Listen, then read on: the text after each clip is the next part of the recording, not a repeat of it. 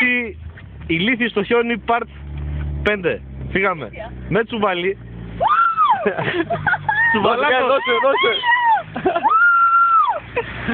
Μαλάκα. Δώσε. Σήκω τα πόδια. Όπα. Μάσε μάτα. Φύγε, πίνε. Έλα.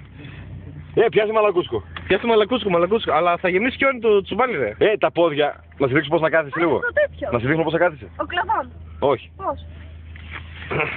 Έχουμε κάνει μεγάλη τον... Αν κάνει Γιώργο, κάνε! Εγώ θέλω. Κάντε και οι δύο, ρε! Φύγε λίγο. Έτσι. Πόδια πάνω. Περίμενε. Με πιάνει και το αυτό. Με το ένα χέρι αυτό. Και μετά άλλο τον ημάντα. Καλά. Και πάνω Τα πόδια στον αήρ. πίσω, βάρος πίσω. Φύγαμε.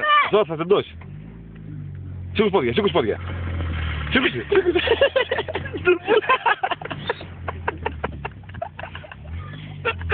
Ωπα Γιάννη, μάντας. Έλα. Περίμενε Γιάννη. Μια χαρά ήμουν πριν, έτσι. Τι λέει, έτσι πάει γαμιώντας.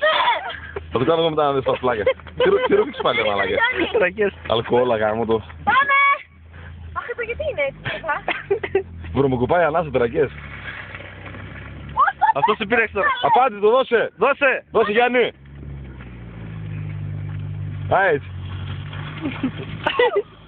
Δεν θα πατάω τα πόδια. Να, εντάξει. Καλά, θα δούμε όταν πάρεις εσύ. Ωπα Γιάννη.